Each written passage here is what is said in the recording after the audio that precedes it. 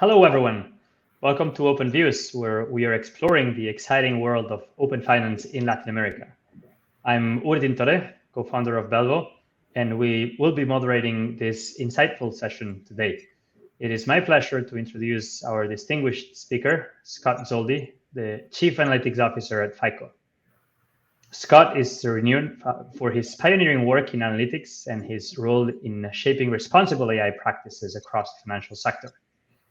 Today, he brings his extensive experience to our discussion on the critical convergence of open finance data and ethical artificial intelligence. The session is called Open Finance Data and Ethical AI, the real path to financial inclusion. Scott's leadership at FICO has been instrumental in deploying AI solutions that enhance decision processes while upholding the highest standards of ethical responsibility. His insights will help us understand the opportunities and challenges we face as we aim to expand access to financial services through better and more reliable financial data sources. So first of all, welcome, Scott, and thank you very much for being with us here today. It is a great honor to have you as speaker in this conference. Thank you, Uri. It's a great pleasure to be here and looking forward to the conversation.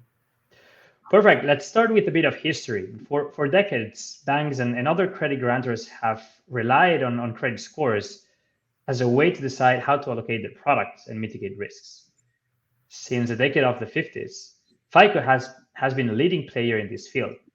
It developed some of the tools that have become today FICO score, which is widely used as a type of credit score today. A lot has happened since. The availability of new sources of data and increasingly sophisticated models to analyze this information are completely transforming the world of credit underwriting. So my first question for you, Scott, is how has FICO adapted to these changes in recent years, and what opportunities within this evolving field are you most excited about? Yeah, so from a FICO score perspective or credit risk in general, right? We still recognize that the Bureau is one of the more powerful data sources that is available in many different geographic regions. It contains a full history of what individuals have done in terms of their credit history, and it requires credit reporting. And so, ever since credit scores evolved in the very beginning, right, it's been clear that the use of a score can allow organizations to make better decisions, fairer decisions around credit. Now, as you say, it has changed quite a bit since the 50s, where more and more types of data have become available. And we generally look at what are the new sources of data that can be made available to improve the decisions that are being made. So very often, for example, we'll take standard bureau information and we'll supplement it with cash flow information, right? Or other alternate data that improves the view, broadens the view of what each and every individual looks like. For example, for cash flow, right, you have a much better understanding of the amount of financial capability that somebody has, and that is something that's different than what's recorded, let's say, in a credit bureau. Likewise, if we look at the more recent sort of open finance revolution and all the different types of data that's available there, you can get a broader view, not just a single view of what you might know of that consumer from one relationship, but all relationships. And so, we're exploring all these different types of data to supplement and to improve the score. And to also allow us to reach out to more consumers that may not have a proper bureau in their geographic region, or might be underbanked or not banked at all, and therefore not have a formal bureau record on which to score on. And this is where these alternate data sources and new data sources are critically important to ensuring that credit gets extended to everyone that has good credit risk. Thanks a lot, Scott. And then you mentioned slightly about open finance data and some of the opportunities it can bring us. Maybe we go a bit more in detail on what opportunities you think open finance data can provide us when building credit scores, and also B, what are the challenges that adding these data has in building these models? Yeah, so let's start with opportunities, right? I think some of the bigger opportunities are that there's a broader reach of the consumer base, right? And so many individuals will have open finance data that may or may not have a formal banking relationship, depending on what data comes through open finance. And so I think one of the opportunities is you have an ability to reach out to individuals and more of them at the early stages. Beyond that, right, with other opportunities, a complete view of what that consumer is. And so if you're a bank trying to make a decision about whether to extend additional lines of credit, without having this view across financial institutions, right, your view is very limited.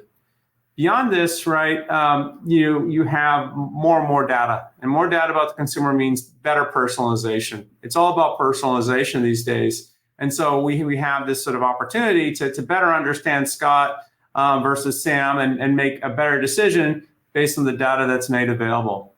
I think another advantage is that it's going to be consumer permissioned. And so the consumer is involved in the decision around what data they're sharing to make an improved decision. And maybe the last is around the fact that this data gives a complete up-to-date view, right? So when we get open finance to use within one of these credit scoring systems, right, we're getting the latest data. It's not aged. It's not based on, let's say, last month's sort of view of what the data looked like, but it would include transaction information for an up-to-date view of how to make the best decision. So there's a lot of great opportunities there from my perspective. The risks, I think some of our challenges would be, one is the inconsistent quality of the data, right? Depending on where the data gets sourced, the data is sometimes of lower quality.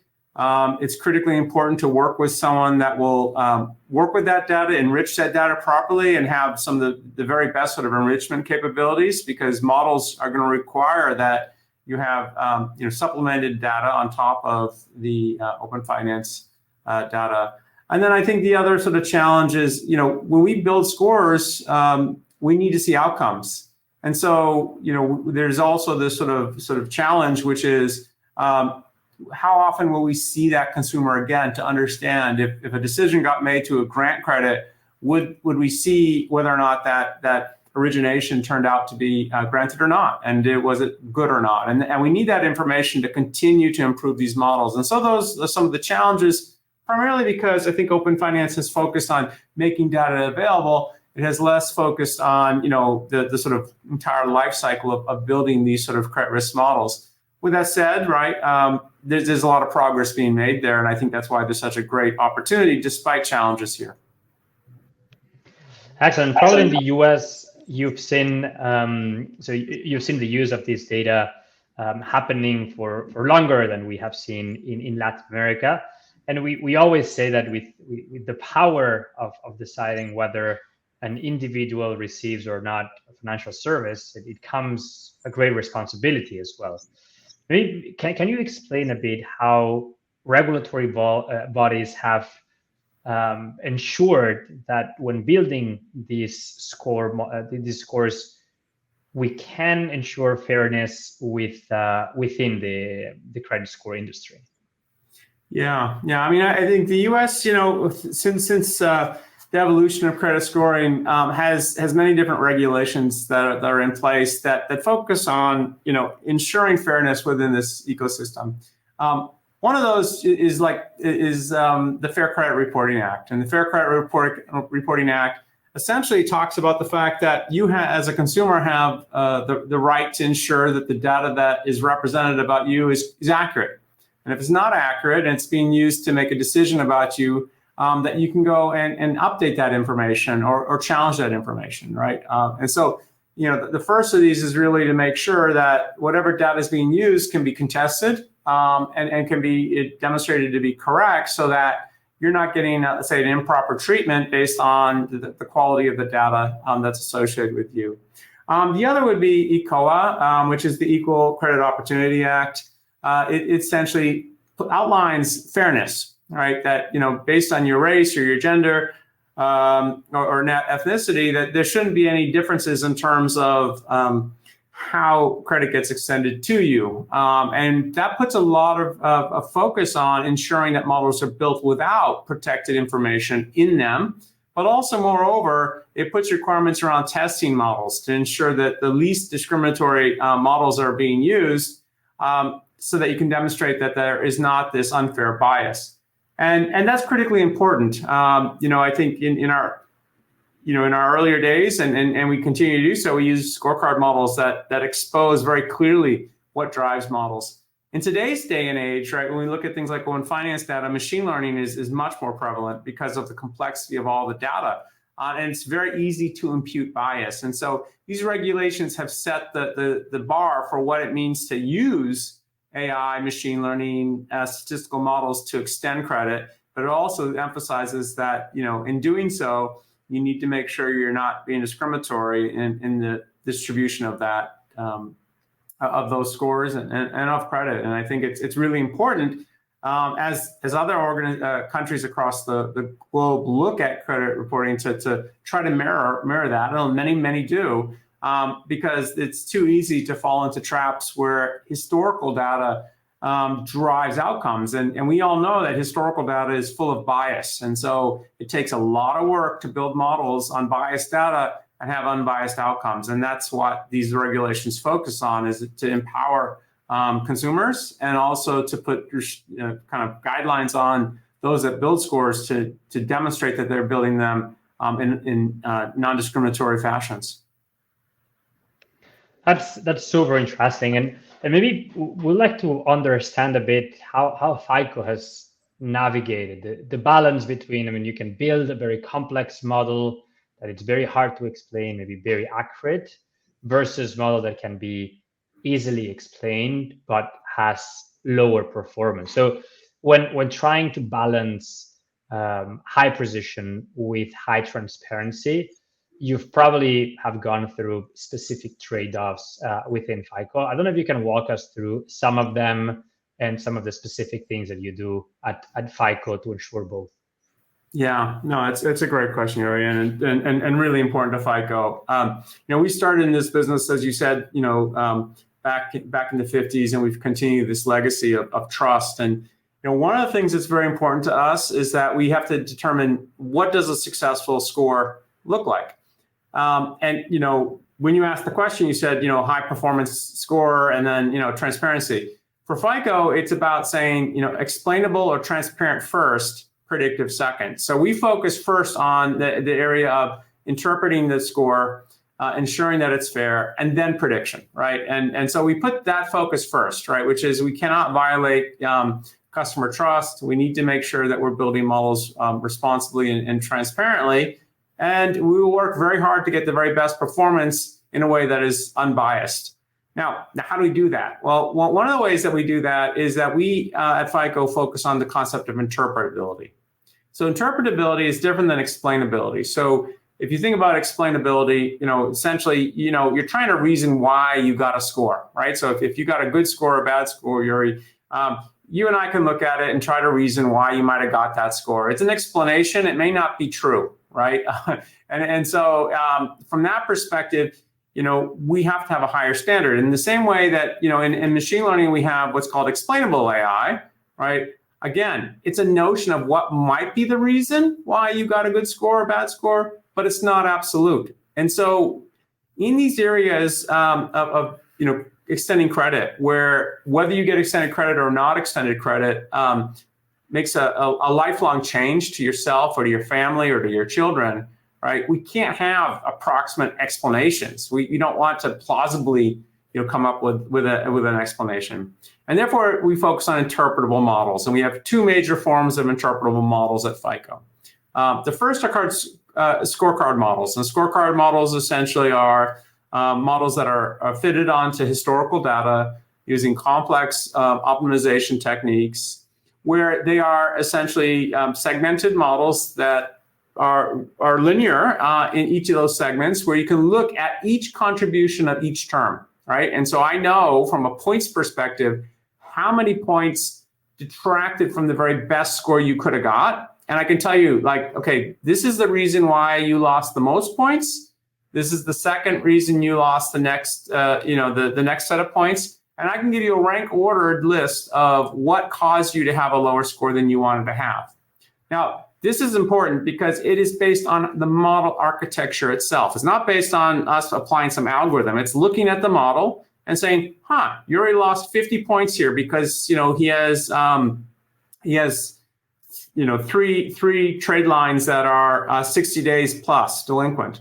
And so if you took that information, right, let's say you're applying for a home loan and you took that information and then you paid those off, or you got more serious about your credit, then next time around you went for that score, that would not be at that same state, and you'd find that score would be improved. Because we have this view that if we provide that feedback and you take actions to improve your credit, the score will move the correct direction. And it absolutely will, because it's based on how the model is constructed. It's not based on some sort of algorithm that gives us an average answer. That's how things like FICO scores work today.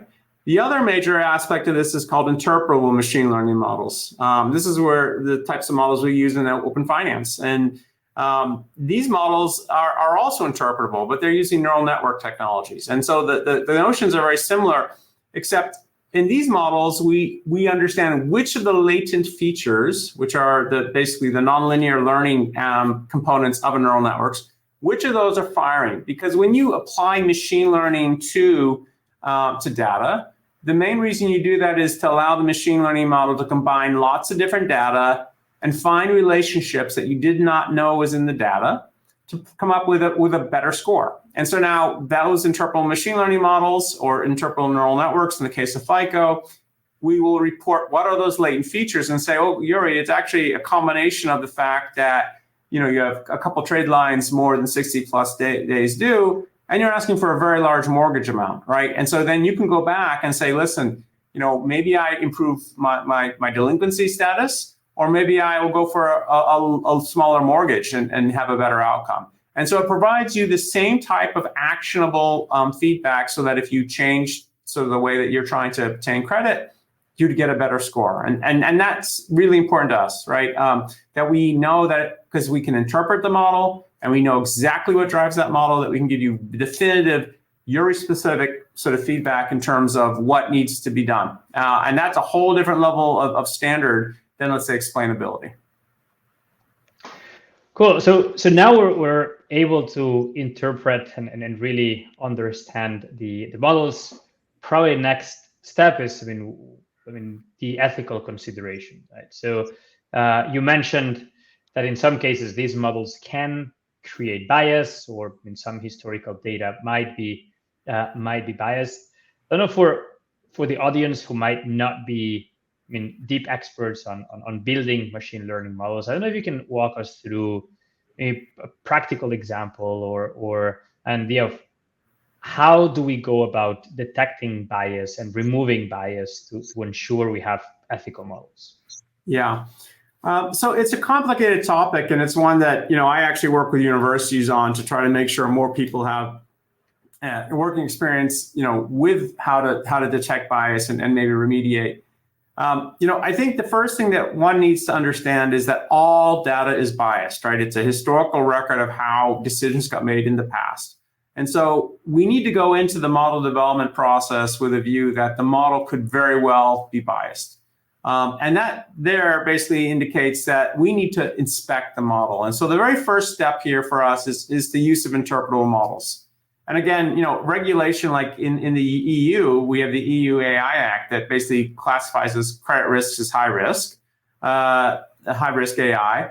That requires us to have a higher level of standards. So job one is to say, data is biased, therefore the model can be biased. I need to be able to look inside.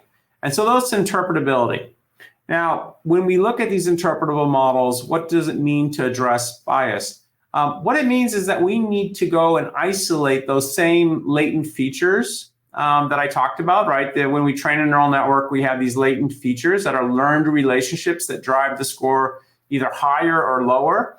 We need to look at how those latent features fire, or what do the values distribute between different classes of people. So like if I wanted to look at how a particular latent feature distributes between African-American and white Caucasian consumers, if we want to have a fair score, those distributions should be similar to one another. And so a big part of this is to go look at those latent features. First of all, use our common sense. We have brains in our heads, and our machines in our heads are much more powerful than AI. We can go look at it, right, and review relationships with our lawyers, with ethics teams, with our managers, our governance teams. That's job one. Job two would be then we test, right, and that's where we take the different protected classes. And we don't look at the outcome data because that's very difficult, right, to understand. We look at how these latent features fire. Because if a particular latent feature fires, 3 times more often for white Caucasian than African American, and that latent feature drives a score, that means as a class, white Caucasians will get a better or worse score than African Americans as a class. And so understanding that every part of that model from a latent feature perspective have to fire similarly between different classes is the way that we look at that.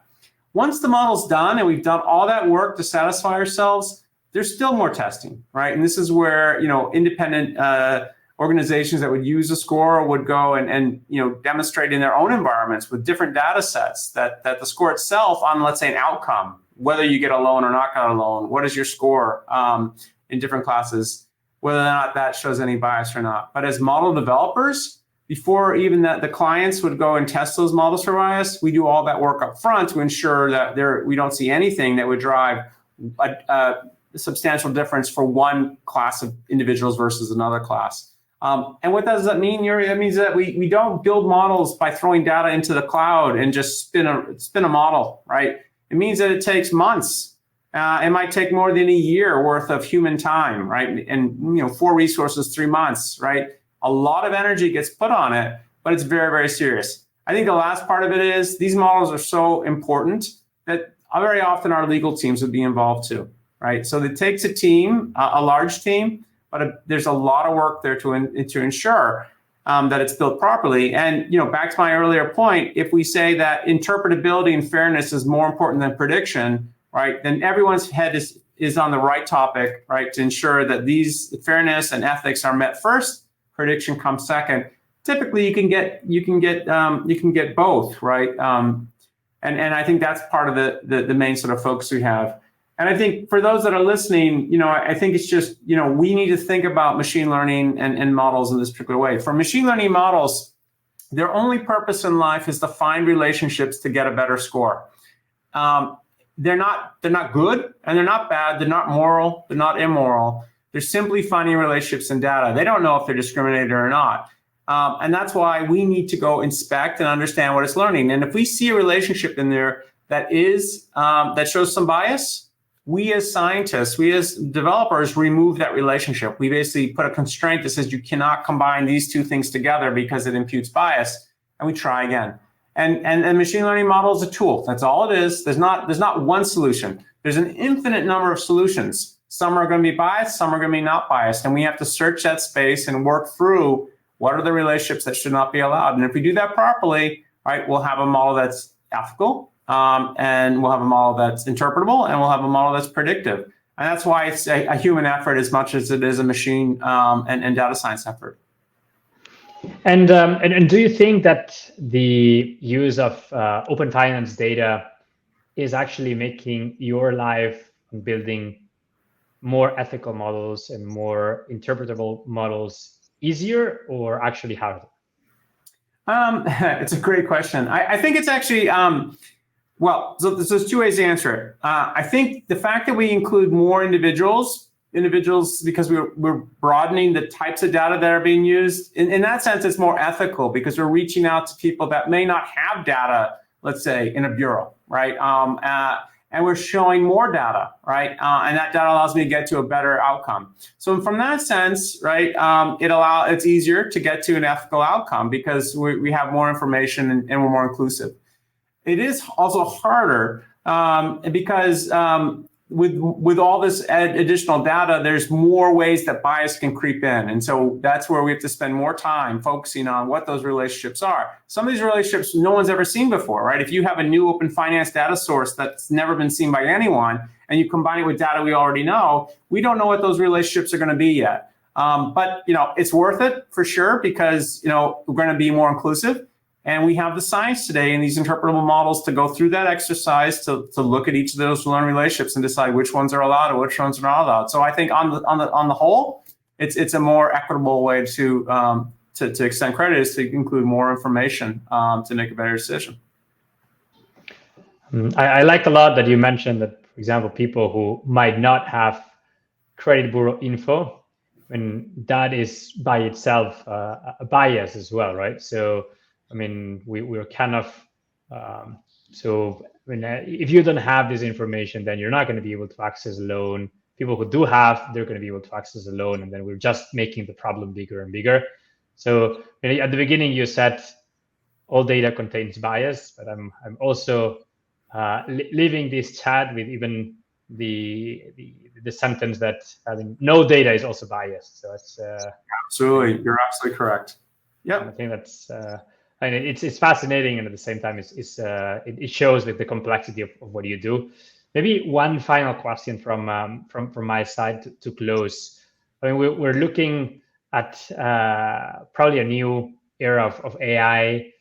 There are a lot of emerging trends, and probably you are one of the best people to answer the question on what is exciting on the new emerging trends, and how do you think the credit modeling industry can evolve thanks to those in the next coming years? So for me, the things that I'm most excited about, right, is number one, just the maturity and evolution of open finance, right? The types of data to build models are increasing, right? And as you said, inclusion is increasing, and that's always important to us. And I think that is going to be very, very interesting, particularly reaching out to the unbanked and underbanked and the poor in different countries. Super exciting to me, and lots of new science to be done there.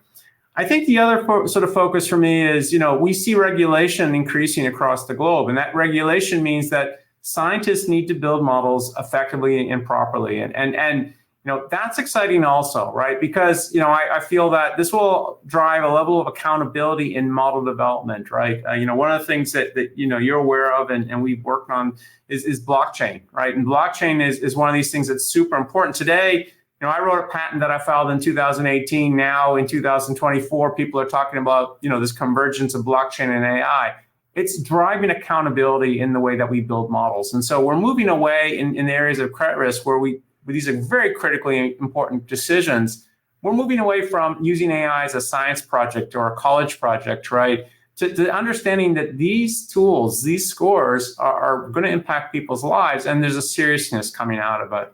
I think that's exciting because we can only look at things like our large language models and other things where there's no transparency and there's no ethics and there's lots of challenges, and people are very excited with that. I'm excited about the fact that in certain areas where it really impacts people's lives, that we're getting serious about it, right? And then I think that's also part of being responsible and ethical, is ensuring that you have model development standards, you have blockchain to ensure you build things properly. You can demonstrate to regulators how you've done this properly. And that's going to be critically important, frankly, because as we use more and more data, we have to establish trust with the consumer, establish trust within our organizations, establish trust with the regulating bodies that we can use this data effectively and appropriately. And I think we have all the tools, right? We have data coming in that's new and inclusive. We have interpretable technologies that allow us to build models properly, and we have auditable AI through blockchain.